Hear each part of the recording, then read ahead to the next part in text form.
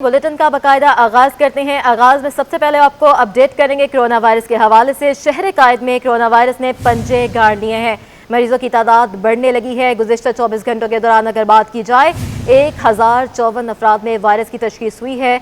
मुस्बत केसेस की शरह 13.74 रिकॉर्ड हो चुकी है। आपको बता रहे हैं शहर कायद में कोरोना के केसेस में फिर से इजाफा देखने पर आ रहा है। मजीद तफसीलात जानेंगे, वजूहात जानने की कोशिश करेंगे अपने नुमाइंदे वाजिद रजा अस्फहान से। जी वाजिद, एक बार फिर से मुसलसल केसेस में इजाफा देखा जा रहा है, वजूहात क्या हैं? देखिए, केसेस में इजाफा तो देखा जा रहा है, लेकिन अगर हम मजमूई सूरत देखें तो वो जो शरह है इसकी मस्बत केस की, उसमें कमी देखी गई है। कल ये शरह 18% थी, आज ये शरह 13.74 हो गई है। कल कोई 4000 के करीब टेस्ट किए गए थे और आज 7672 जो टेस्ट किए उनमें से जो है 1054 टेस्ट बच होता है। इस तरह जो शरह है ये 13.74 हो गई है। कराची जिससे पहले नंबर 1 था कोविड पॉजिटिव में और मस्बत केसेस की शरह में, अब वो 7वें नंबर पर आ गया है। टोटल 11 शहर हैं जिनकी 10 से ज्यादा मस्बत केस की शरह है, उसमें कराची का 7वां नंबर है। एक खबर ये है कि खुशैन की कराची की जो है मस्बत शरह वो गिर गई है और वो 18 से मजीद कम होकर 13.74 हो गई है। ठीक है, बहुत शुक्रिया। कोरोना वायरस में इजाफे के बावजूद शहरियों की जानिब से SOPs पर अमल नहीं किया जा रहा। अस्पतालों में आने वाले मरीज और इनके अटेंडेंट्स भी मास्क का इस्तेमाल नहीं कर रहे। हमारे नुमाइंदे इरफान अब्बासी इस वक्त सिंध गवर्नमेंट अस्पताल कोरंगी में मौजूद हैं, इनसे मजीद तफसीलात जानेंगे। बताइएगा इरफान। कराची के मुख्तलिफ सेंटर्स पर जो है वो कुछ वैक्सीन शॉर्ट है, लेकिन फिर भी जो कुछ वैक्सीन यहाँ पे मौजूद है वो लगाई जा रही है। अब मैं इस वक्त जो है वो खालिद दिन हॉल सेंटर में मौजूद हूँ और मेरे साथ डॉक्टर फरियाद यहाँ पे होती हैं, वो मौजूद हैं। इनसे सूरत हाल जानते हैं। मसाइल का सामना ये है कि वैक्सीन शॉर्टेज है हर जगह पे, मतलब ऐसा नहीं है कि सिर्फ खालिद दिना को प्रोवाइड नहीं करी, all over the Karachi shortage है। तो बस ये थोड़ा सा सामना करना पड़े, क्योंकि बहुत सारे जो एजड लोग हमारे पास आ रहे हैं उनकी यही रिक्वायरमेंट होती है कि भाई हमें सिंगल डोज लगाने, वो दो दफ़ा आ नहीं सकते हैं। तो इन सब चीज़ों की वजह से थोड़ी सी हमें डिफ़िकल्टीज़ हो रही हैं।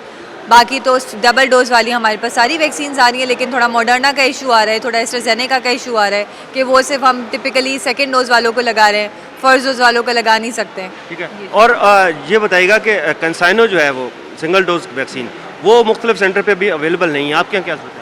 हमारे पास भी वो अवेलेबल नहीं है, क्योंकि वही बात हो गई ना कि कहीं पे भी अवेलेबिलिटी नहीं है, तो हमारे पास भी उस चीज़ की अवेलेबिलिटी नहीं होगी। तो इंशाल्लाह आ जाएगी तो फिर हम स्टार्ट करेंगे। बाकी सिंगल डोज पे हम पाक वैक्सीन लगा रहे हैं, तो पाकिस्तानी वैक्सीन है।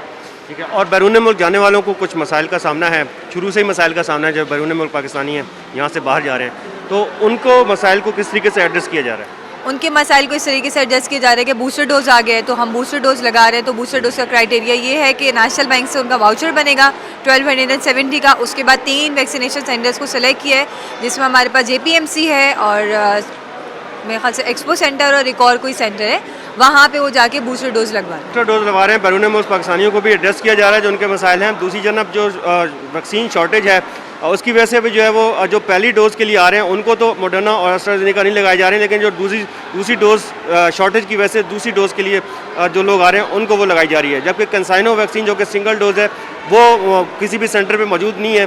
तो लोगों को मसाइल के सामने भी है, लेकिन जहाँ पे जो तिब्बी अमला मौजूद है वो कोशिश कर रहा है कि लोगों को ज़्यादा से ज़्यादा फैसिलिटी फराहम की जाए और इस हवाले से जो लोगों की बहम मौजूद हैं उस क्लियर करने की कोशिश की। शुक्रिया इरफान अब्बासी हमें अपडेट करने का। कोरोना वायरस के बढ़ते हुए केसेस के बावजूद शहरी एहतियाती तदाबीर इख्तियार करने के लिए तैयार नहीं हैं।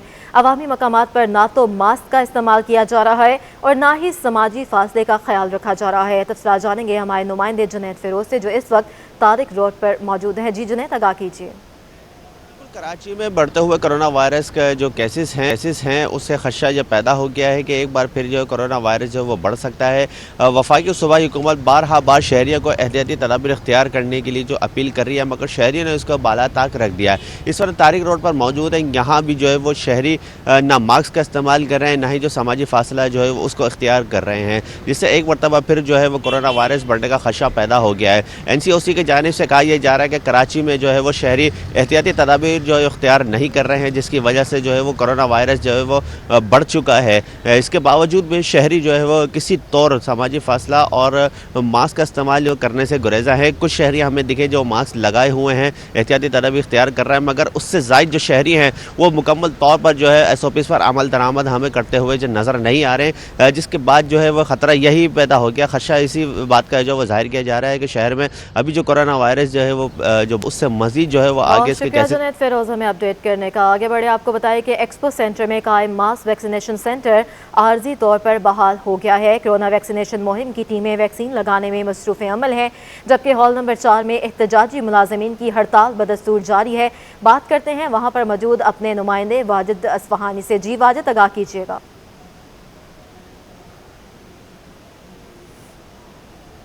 एक्सपो सेंटर में एहतजाजी मुलाजमीन तो बदस्तूर स्ट्राइक पे हैं, लेकिन उनके जो फॉर्म हैं वो भरे जा रहे हैं अकाउंट्स के लिए। उनका कहना है कि जब उनकी तनख्वाह अकाउंट पे आ जाएगी या उनको लेटर मिल जाएंगे जब वो काम जारी रखेंगे। लेकिन यहाँ पर एक्सपो सेंटर के हॉल नंबर 4 के दाखिली दरवाजे पर जो कोरोना की वैक्सीन मुहिम की टीम थी उसने अपने काम का आगाज़ कर दिया है।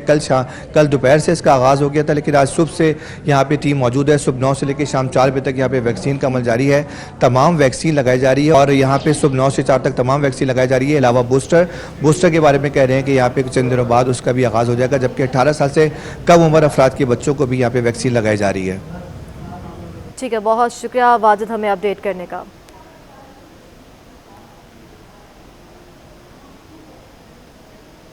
सुई सदरन गैस कंपनी ने गैस चोरी में मुलव्वस सनतों के खिलाफ कार्रवाई का आगाज़ कर दिया है। कार्रवाई के दौरान 15 गैर कानूनी यूनिट्स को सील किया गया है। इसी हवाले से मज़ीद जानेंगे अपने नुमाइंदे हबीब खान से। जी हबीब, आगाह कीजिएगा।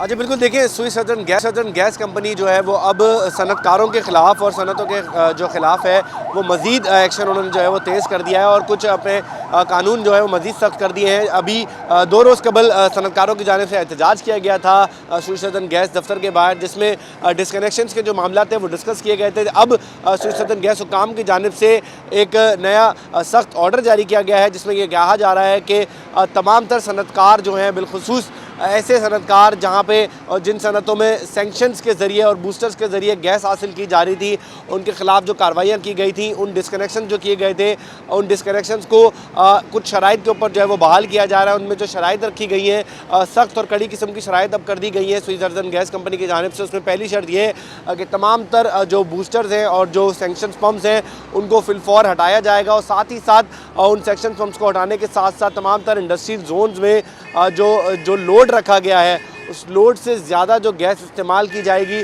उसके ऊपर RLNG के जो वो चार्जेस हैं वो लिए जाएंगे। पर यूनिट गैस के ऊपर मुकर्रर करदा जो लोड है उसके ऊपर वही चार्जेस जो पुराने उनके चार्जेस हैं वो लिए जाएंगे। लोड से ज़्यादा जो भी गैस इस्तेमाल की जाएगी उसके ऊपर RLNG की मद में जो है वो चार्जिंग लिए जाएंगे। साथ ही साथ एक और नया मुआहिदा जो है वो किया जाएगा, जिसमें तमाम तर जो इंडस्ट्रियल सार्फिन है वो साइन करेंगे और वो जो एफिडेविट की सूरत में SSGC में जमा करवाया जाएगा। वो ये शर्त रखी गई है कि तमाम तर जो सनती सार्फिन हैं वो दिसंबर, जनवरी और फरवरी के दौरान कैप्टिव पावर जो प्लांट्स हैं उनको मुख्तलिफ जो ज़राए हैं एनर्जी के उनके ज़रिए चलाया जाएगा, उनको गैस फराहम नहीं की जाएगी। तो अब सुई सदरन गैस हुकाम की जानिब से जो है वो सख्ती जो है वो बढ़ती जा रही है सनती सार्फिन की जानिब से, जिसपे सार्फिन ने भी यकीन दहानी की जो है वो बहुत शुक्रिया हबीब हमें अपडेट करने का। शहर में गैस बहरान पर काबू ना पाया जा सका। रिहायशी इलाकों में गैस की अदम दस्तियाबी के बायस सुबह सवेरे शहरियों को नाश्ते की तैयारी में भी मुश्किलात का सामना रहा। सुई southern gas Lord management plan पर अमल के बावजूद रिहायशी इलाकों में गैस पहुँचाने से कासिर हैं। सुबह सवेरे लियारी, बल्दिया, सैदाबाद, शेरशाह, माड़ीपुर और साइट एरिया समेत औरंगी टाउन मुतासिर रहे। सोल्जर बाजार, गार्डन, शू मार्केट में भी गैस गायब हो गई। इलाका मकीन कहते हैं कि पूरे दिन गैस नहीं आती। सुई गैस के मंतक समझ से बाहर है। शहर में CNG स्टेशन की सूबे भर में बंदिश के बावजूद घरेलू सार्फिन को गैस की अदम फराहमी का सामना है।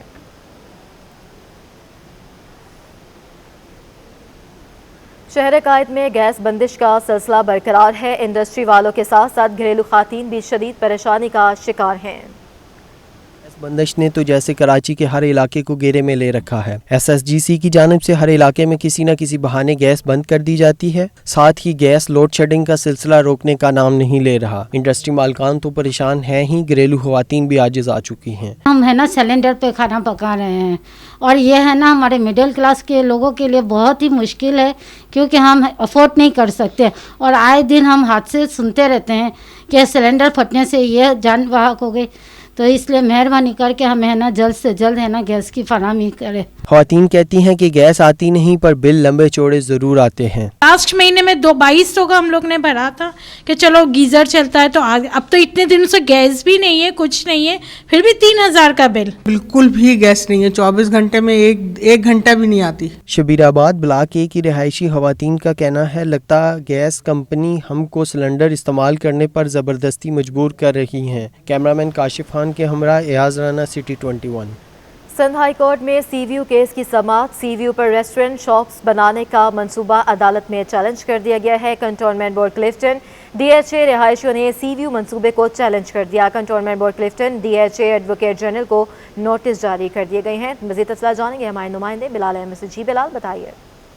जी, साहिल समंदर सीवीयू पर ब्यूटिफिकेशन के लिए एक मंसूबा शुरू किया गया है, जिसको DHA और कैंटोनमेंट बोर्ड क्लिफ्टन के जो रिहायशी हैं उन्होंने सिंध हाई कोर्ट में चैलेंज कर दिया है। आज एक आईनी दरख्वास्त की समाअत हुई है, जिसकी समाअत सिंध हाई कोर्ट के जज जस्टिस सैयद हसन अजहर रिजवी और जस्टिस राशिदा असद पर मुश्तमिल 2 रुकनी बेंच है। दौरान समाअत रिहायशियों के वकील ने अदालत को बताया कि जो मंसूबा शुरू किया गया है वो ग्रीनरी के नाम पर किया गया है, लेकिन उसकी आड़ में 8 रेस्टोरेंट हैं, 15 शॉप्स और दीगर स्टॉल लगाए जाएंगे और जो कि मुकम्मल तौर पे कमर्शलाइज कर दिया गया है उस इलाके को, जिसकी वजह से जो इलाका मकीन है, रिहायशी हैं, उन्हें ना सिर्फ मुश्किलात का सामना होगा बल्कि इसके साथ ही जो साहिल समंदर का कुदरती माहौल है वो भी मुतासिर होगा। उनकी जानिब से आर्ग्यूमेंट में ये कहना था कि सिंध इन्वायरमेंटल एजेंसी ने इसका एक सर्टिफिकेट जारी किया था, ताहम जो ट्रिब्यूनल है उसमें ये चैलेंज किया गया और ट्रिब्यूनल ने सीपा का जो नोटिफिकेशन था और असिस्मेंट रिपोर्ट इन्वायरमेंट से मुतल्लिक उसे कलअदम करार दे दिया है, जिसके बाद अब ये जो मंसूबा है वो मुकम्मल तौर पे गैर कानूनी है। दौरान समाअत DHA और कैंटोनमेंट बोर्ड क्लिफ्टन के वकील भी कमरे अदालत में मौजूद थे। अदालत ने उन्हें मुखातिब करते हुए कहा कि आपने आज तक कौन सा ढंग का काम किया है? अगर आप साहिल समंदर को कमर्शियल कर देंगे तो कराची जो शहर भर के जो लोग यहाँ पर आते हैं वो ना सिर्फ मुतासिर होंगे बल्कि रिहायशी भी मुतासिर होंगे। सिंध हाई कोर्ट ने DHA और कैंटोनमेंट बोर्ड क्लिफ्टन के वकील को कहा है कि वो आइंदा समाअत पर आर्ग्यू और बताएं कि ये जो मंसूबा शुरू किया गया है उसमें कमर्शलाइजेशन। शुक्रिया बिलाल हमें अपडेट करने का। स्पीकर सिंध असम्बली आगा सिराज दुरानी के खिलाफ आमदन से जायद असासाजात केस की समाअत 19 फरवरी तक मुलतवी कर दी गई है। समाअत जज के रिटायर्ड होने पर लिंक जज ने मुलतवी की है। मज़ीद जानेंगे हमारे नुमाइंदे मुमताज़ जमाली से। जी मुमताज़, बताइए।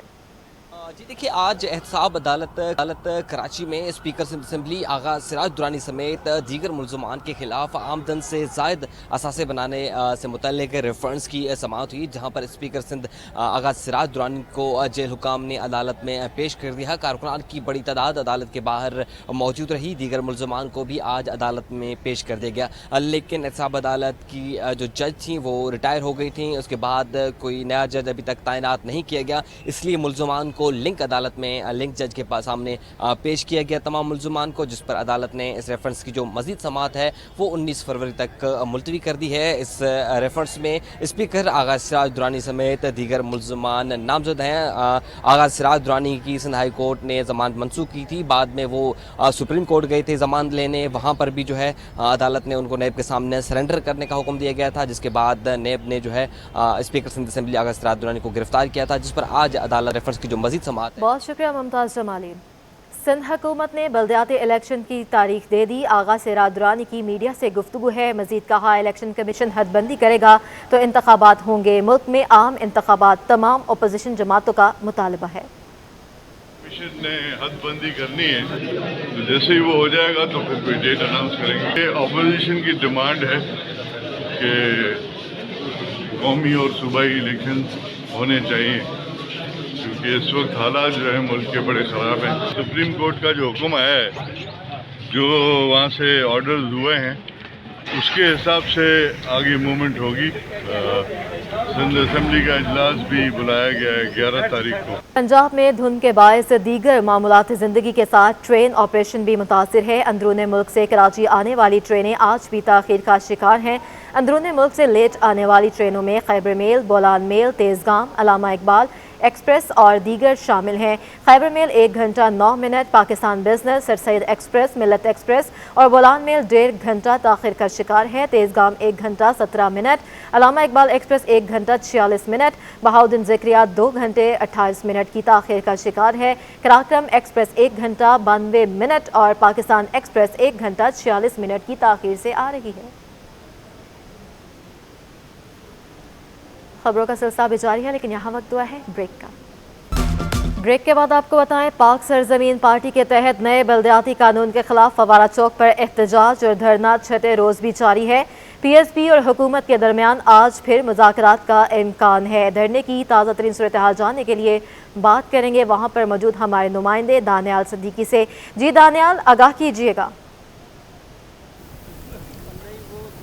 जी बिल्कुल, सिंध लोकल गवर्नमेंट एक्ट के खिलाफ पाक ज़मीन पार्टी का धरना फवारा चौक के ऊपर आज 6ठे रोज़ भी इस वक्त जारी है और शहर भर से कारकुनान की आमद का सिलसिला इस वक्त जारी है। आपसे कुछ देर कबल ही जो PSP के सरबराह हैं मुस्तफ़ा कमाल साहब, उन्होंने मीडिया नुमाइंदों से गुफ्तगू की और वाज़ेह मौक़िफ़ उन्होंने ये अपनाया कि वो ये जो धरना दे रहे हैं 6 रोज़ से, ये बाख्तियार शहरी हुकूमत के हुसूल के लिए जद्दोजहद कर रहे हैं, अपनी ज़ात के लिए वो ये धरना नहीं दे रहे हैं। ताहम उनका ये भी जो है मुतवक्के उनका बयान उन्होंने दिया है कि आज मुज़ाकरात का जो 6ठा दौर है उसका भी आगाज़ मुमकिन है कि पीपल्स पार्टी के लोग यहाँ पर वफद आएगा और उसके बाद धरने के आइंदा के लाए अमल का जो है वो इसमें ऐलान किया जाएगा। बाख्तियार शहरी हुकूमत के उसूल के लिए ये धरना पाकिस्तान ज़मीन पार्टी को दिया जा रहा है, जिसमें कारकुनान की आमद का सिलसिला जारी है। शहर से ताज़ी तंजीमें हों, सियासी व समाजी शख्सियात के वफूद हों, वकला बरादरियों, वो जो है इस धरने का हिस्सा यहाँ पर बन रहे हैं। और इस वक्त जो बुनियादी मुतालबा किया जा रहा है वो ये है कि सिंध हुकूमत ने जो बल्दियाती एक्ट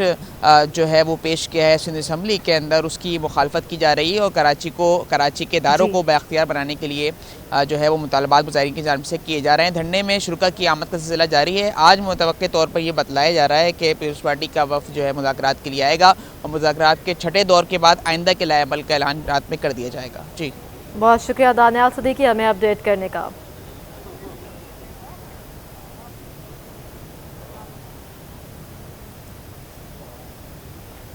कराची पुलिस अफसरान और अहलकारों की छुट्टी की नई गाइडलाइंस जारी है। सिपाही से इंस्पेक्टर तक SSP ट्रैफिक से 14 दिन की छुट्टी ले सकते हैं।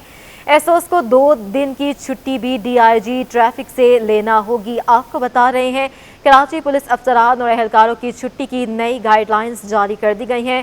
सिपाही से इंस्पेक्टर तक SSP ट्रैफिक से 14 दिन की छुट्टी ले सकते हैं। SOs को 2 दिन की छुट्टी भी DIG ट्रैफिक से लेना होगी। आपको बता रहे हैं कि कराची पुलिस अफसरान और अहलकारों की छुट्टी की नई गाइडलाइंस जारी कर दी गई हैं और सिपाही से इंस्पेक्टर तक SSP ट्रैफिक से 14 दिन की छुट्टी ले सकते हैं। SOs को 2 दिन की छुट्टी भी DIG ट्रैफिक से लेना होगी। आपको बता रहे हैं कि कराची पुलिस अफसरान और अहलकारों की छुट्टी की नई गाइडलाइंस जारी कर दी गई हैं। गाइडलाइंस के मुताबिक सिपाही से इंस्पेक्टर तक SSP ट्रैफिक से 14 दिन की छुट्टी ले सकते हैं और SOs को 2 दिन की छुट्टी भी DIG ट्रैफिक से लेना होगी। नादहिंदगान गाड़ियों के मालिकान अपने टैक्सेस फौरी जमा करवाए। महकमा एक्साइज एंड टैक्सेशन की जानिब से रोड चेकिंग मुहिम का आगाज़ किया जा रहा है। रोड चेकिंग मुहिम 7 फरवरी से 18 फरवरी तक जारी रहेगी। कराची में इस मुहिम के लिए 10 टीमें तश्कील दे दी गई हैं। हमारे नुमाइंदे मोहम्मद कामरान से मज़ीद तफसीलात हासिल करेंगे। जी मोहम्मद कामरान, आगाह कीजिएगा कि किन किन मकामात पर चेकिंग की जाएगी। जी बिल्कुल, महकमा एक्साइज एंड टैक्सेशन की जानिब से रोड चेकिंग मुहिम का ये आगाज़ किया जा रहा है। मुहिम का जो मकसद है वो टैक्स नादहिंदगान गाड़ियों से टैक्स की वसूली का है। रोड चेकिंग मुहिम 7 फरवरी से 18 फरवरी तक जारी रहेगी, जबकि कराची में रोड चेकिंग मुहिम के लिए 10 टीमें तश्कील दे दी गई है। कराची में कुल 37 मुख्तलिफ मकामात है जहाँ पर ये चेकिंग की जाएगी। इन मकामात में Korangi industrial area, Brook Chowrangi, Singer Chowrangi, DHA, कब्रिस्तान, सनसेट बुलेवार्ड रोड और Tooba Masjid side area, Manghopir road, Banaras Chowrangi, अबरी वर्ल्ड रोड, मज़ार कायद, इस तरह तकरीबन ये 37 कुल मकामात हैं कराची के। एक लंबी लिस्ट है जिन मकामात पे ये एक्साइज एंड टैक्सेशन की जानिब से रोड चेकिंग की जाएगी, जबकि इस हवाले से एक्साइज एंड टैक्सेशन के जो सूबाई वजीर है मुकेश कुमार चावला, उनका कहना है कि टैक्स नादहिंदगान जो हैं वो गाड़ियों के मालिकान अपना टैक्स जो है वो फौरी जमा कराए, जबकि अफसरान रोड चेकिंग मुहिम के दौरान खुश इखलाकी से पेश आए और टैक्स नादहिंदगान के जो गाड़ियों के मालिकान जो हैं वो महकमा एक्साइज जो है वेबसाइट उस पर भी अपने टैक्स वसूली के हवाले से जो देख सकते हैं तमाम तर तफसीलात। महकमा एक्साइज की जो वेबसाइट है उसकी भी तफसीलात बाकायदा तौर पर जारी की जा चुकी है। ठीक है, बहुत शुक्रिया कामरान। नादरा कवानीन यतीम तालिब इल्म के हसूल इल्म के लिए रुकावट बन गए हैं। तालिब इल्म एहसन नादरा की नई शर्त के खिलाफ सिंध हाई कोर्ट पहुँच गया। नादरा ने नया शनाख्ती कार्ड बनाने के लिए वालिद या वालिदा को लाने की शर्त आयद की है। मज़ीद तफला जानेंगे बिलाल अहमद से। जी बिलाल, आगाह कीजिएगा। ये तालिब इल्म एहसन है, इसने एक आईनी दरखास्त सिंध हाई कोर्ट में दायर की है जिसमें ये मौका अख्तियार किया है कि वालिद या वालदा को लाओ शर्त लगाई है शनाख्ती कार्ड के लिए नादरा हुकाम ने। उसका ये कहना है कि इंटरमीडिएट तक की तालीम हासिल की, 4 साल से यूनिवर्सिटी में दाखिले की कोशिश कर रहा है और नादरा को वालिद का डेथ सर्टिफिकेट भी दिखाया, लेकिन चूंकि वालदा नहीं है तो इस वजह से अब उसका शनाख्ती कार्ड नहीं बनाया जा रहा, जिस पर ये केस दाखिल किया गया है। उसका ये कहना है कि नादरा जो कवानीन है उसके तहत उसको ये रियायत दी जाए और नादरा हुकाम को कहा जाए कि उसकी जो जरूरी चीजें हैं वो जारी की जाए। ठीक है, बहुत शुक्रिया बिलाल अहमद।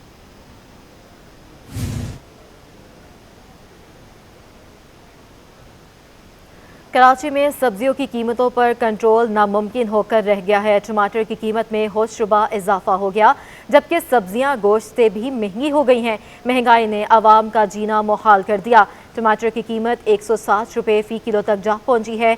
हरी मिर्च भी महंगाई की दौड़ में पीछे ना रही और 200 रुपये फ़ी किलो में फ़रोख्त होने लगी है। भिंडी 320 रुपये और करेला 360 रुपये फ़ी किलो में हो गया है। गाजर 80 और जबकि मटर की कीमत 160 रुपये फ़ी किलो हो गई है। फूल गोभी भी 120 और शिमला मिर्च 200 रुपये फ़ी किलो में फ़रोख्त की जा रही है। कारोबारी हफ्ते के आखिरी रोज़ पाकिस्तान स्टॉक एक्सचेंज में मिला रुझान देखा जा रहा है। तफसीलात जानेंगे अयाज राना से। जी अयाज, बताइएगा। जी बिल्कुल, जैसे कारोबारी हफ्ते का आज 5वां और आखिरी रोज़ है, जहां मार्केट 2 सेशन में आज अपना जो है वो परफॉर्म करती है। इसी तरह आज सुबह जब कारोबार का आगाज़ हुआ तो मार्केट ने एक अच्छी परफॉर्मेंस देती हुई नज़र आ रही थी, जिसमें 100 से ज़ायद पॉइंट जो है पॉजिटिव नज़र आए, लेकिन मार्केट अब जो है नेगेटिविटी उसके ऊपर नज़र आ रही है। इस वक्त 10 पॉइंट्स की जो है वो माइनस हो चुके हैं और 45,000 की सतह जो है इस वक्त मार्केट में मौजूद है। जहाँ बातें की जा रही थी, हम ही ये रिपोर्ट करते रहे कि IMF से डील होने के बाद जब $1 अरब आएंगे तो ये मार्केट एक बुलिश होती हुई एक बहुत अच्छी परफॉर्मेंस के साथ होगी। शहरियार भाट मेरे साथ इस वक्त मौजूद है, उनसे ही जानते हैं कि जहां ये बातें थी कि बहुत अच्छी परफॉर्मेंस देखी जाएगी IMF के पैसे आने के बाद, लेकिन मार्केट को क्या हुआ जो हम देख रहे हैं। कल भी एक नेगेटिविटी थी, आज फिर जो है वो करेक्शन की तरफ जा रही है। क्या वजूहत? देखिए, स्टॉक मार्केट में जो बुनियादी असूल हमारी मार्केट्स में चलता है कि buy on rumours sell on news. तो जब तक न्यूज़ नहीं आ रही थी IMF के हवाले से तो मार्केट में हमने देखा कंटिन्यू बाइंग हो रही थी और आपने विटनेस किया कि तकरीबन 1400 पॉइंट्स का इजाफा हो चुका था बिफोर IMF प्रोग्राम।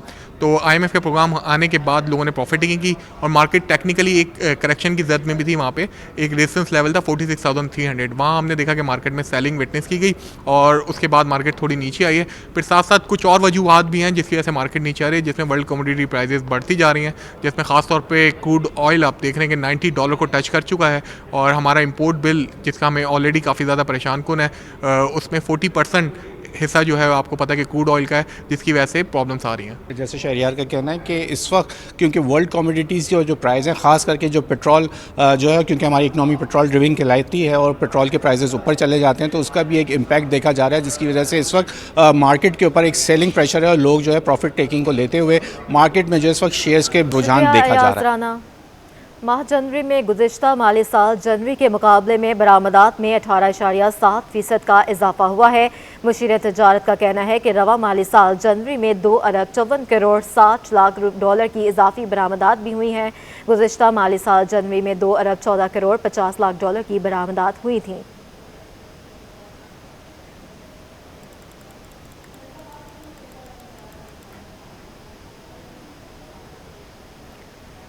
पीएसओ का पाकिस्तान स्टॉक एक्सचेंज को खत है। 4 फरवरी से 11 फरवरी तक के पीएसओ फाइनेंशियल क्लोजिंग होगा। क्लोजिंग के दौरान कंपनी के डायरेक्टर, सीईओ और कोई भी एग्जीक्यूटिव शेयर्स में लेन देन नहीं कर सकेगा। आपको बता रहे हैं पीएसओ का पाकिस्तान स्टॉक एक्सचेंज को खत है। 4 फरवरी से 11 फरवरी तक पीएसओ फाइनेंशियल क्लोजिंग होगा।